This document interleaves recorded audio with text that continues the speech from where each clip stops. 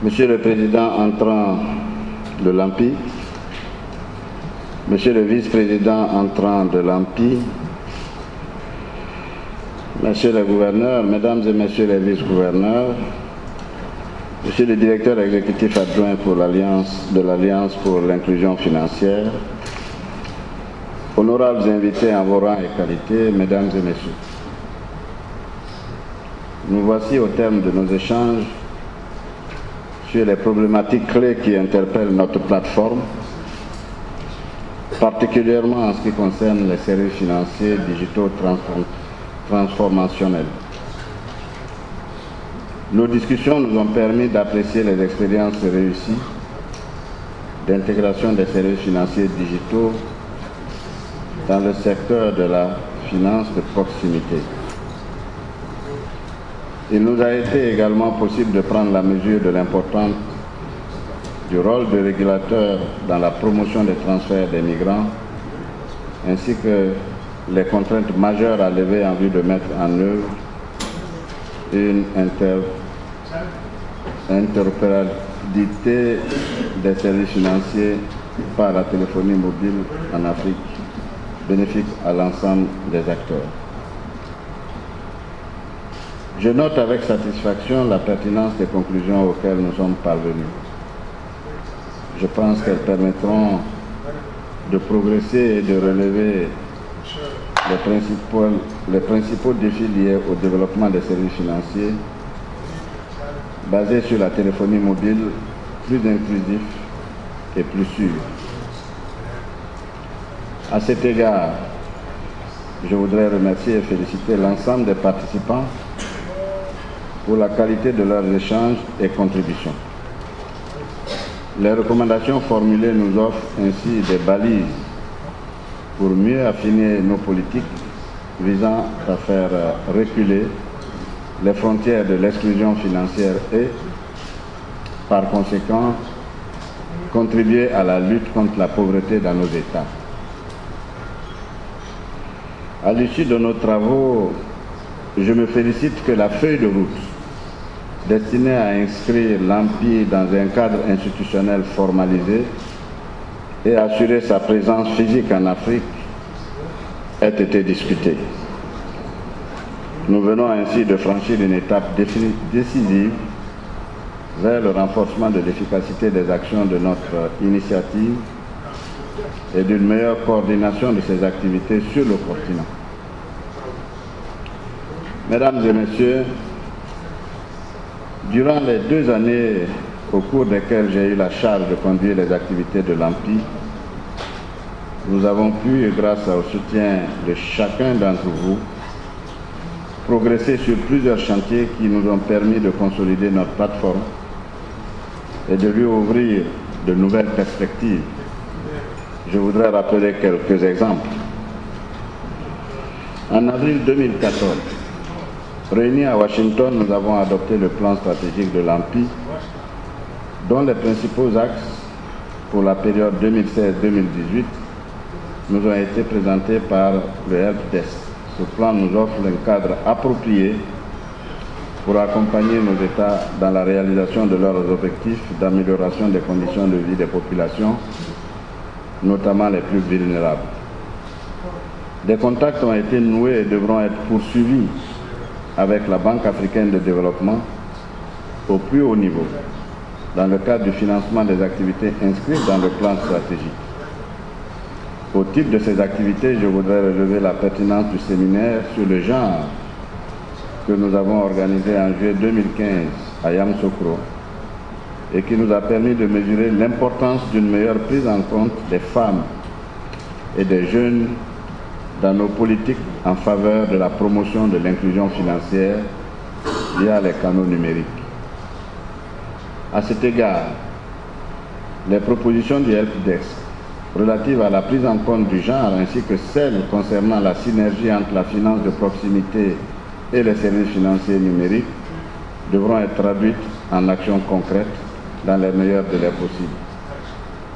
Par ailleurs, dans le domaine du renforcement des capacités des membres de notre réseau, des actions de formation ont pu être réalisées en 2014 à l'île Maurice et en Ouganda, en partenariat avec Afritac, puis en 2015 et 2016 à Yamoussoukro et à Dakar, avec l'appui de la société Mastercard. Dans le cadre du renforcement de la participation des États africains à l'AMPI, des actions de sensibilisation ont été menées notamment à l'endroit des ministres en charge des finances des pays membres de l'UMOA, mais également à l'attention des banques centrales d'Algérie, de Tunisie, de l'île Maurice, de Mauritanie et de l'Afrique centrale. Pour ce qui concerne l'UMOA, je voudrais rappeler que 5 des 8 États membres ont adhéré au réseau de l'AFI. Les 3 autres participent régulièrement depuis 2 ans aux rencontres de l'AMPI. Tous les États membres de l'UMOA ont désigné des points focaux de l'AMPI au sein de leur ministère en charge des finances afin de relayer les activités de notre plateforme au plan local. Toutes ces actions qui ont été réalisées pour certaines et entamées pour d'autres méritent d'être poursuivies avec la même détermination afin que nous puissions relever ensemble les défis qui nous attendent en matière de promotion des services financiers davantage inclusifs. Mesdames et messieurs, la fin de cette rencontre de Dakar marque aussi la fin du mandat que vous m'avez confié il y a 2 ans pour coordonner nos travaux et présider nos sessions. Le sentiment qui m'anime en ce moment, c'est un sentiment de satisfaction. Satisfaction pour avoir côtoyé des hommes et des femmes de valeur qui ont poussé très loin la réflexion, les stratégies et les actions amenées par l'AMPI. Satisfaction non seulement pour les résultats obtenus depuis le lancement de cette initiative, mais surtout pour la dynamique qui lui a été insufflée et qui lui permettra d'apporter une contribution importante dans cet objectif commun attendu, à savoir l'inclusion financière des populations. Satisfaction enfin de savoir que les rênes de l'AMPI sont désormais tenues par les mains expertes du gouverneur Gove, que je saluerai tout à l'heure. C'est un homme profond, pratique, pragmatique et qui cultive une grande humilité, et je n'ai aucun doute sur sa capacité à aller encore beaucoup plus loin dans les activités de l'AMPI. Ce sentiment global de satisfaction m'amène à exprimer toute ma gratitude à tous en disant tout simplement merci. Merci aux leaders de l'AMPI qui m'ont fait confiance. Merci à mes prédécesseurs qui ont tracé le chemin. Merci à mes collaborateurs qui n'ont ménagé aucun effort pour m'assister dans toutes les tâches. Merci à l'AFI pour son leadership et son soutien de toujours. Merci à tous les bailleurs de fonds pour leur soutien, leur appui multiforme, avec une mention spéciale au président de la Banque africaine de développement, qui fait naître un nouvel espoir, celui de permettre à l'AMPI d'avoir une existence administrative et d'aller le plus loin possible dans le financement des activités. Mon ami Stéphane, ici présent, saura certainement traduire ce sentiment au président de la BAD, à qui je renouvelle toute ma sympathie et toute mon admiration. Je souhaite enfin un plein succès à la nouvelle équipe dirigeante de l'AMPI.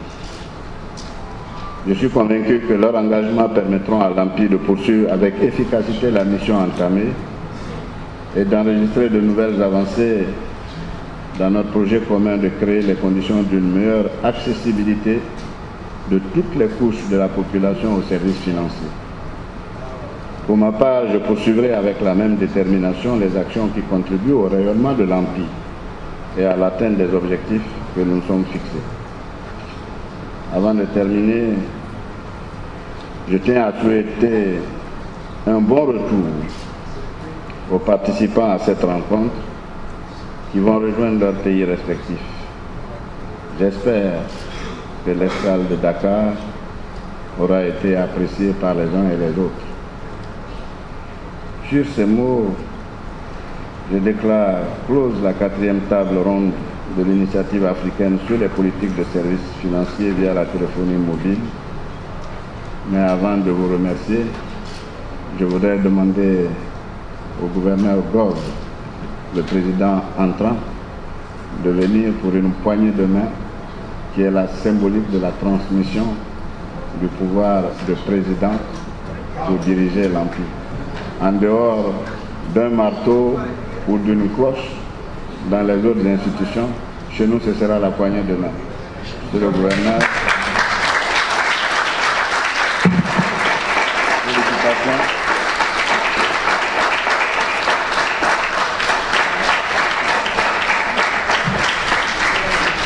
Alors maintenant, je déclare clos et je vous remercie de votre attention.